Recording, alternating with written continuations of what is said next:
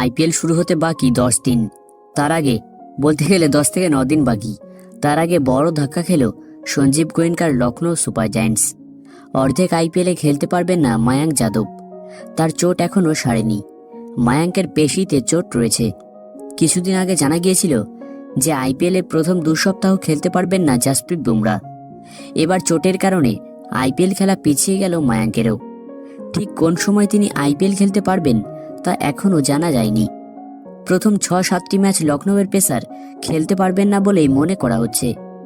শেষ 1 বছরে বারবার চোট পেয়েছেন মায়াঙ্ক।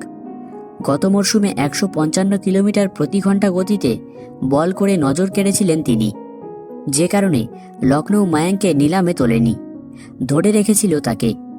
2023 সালের আইপিএলেও চোটের কারণে একটি ম্যাচও খেলা হয়নি তার অভিষেক হয়েছিল গত বছর। প্রথম ম্যাচে পাঞ্জাব কিংসের বিরুদ্ধে 3 উইকেট নিয়েছিলেন তিনি। পরের ম্যাচে আরসিবির বিরুদ্ধেও নিয়েছিলেন 3টি উইকেট।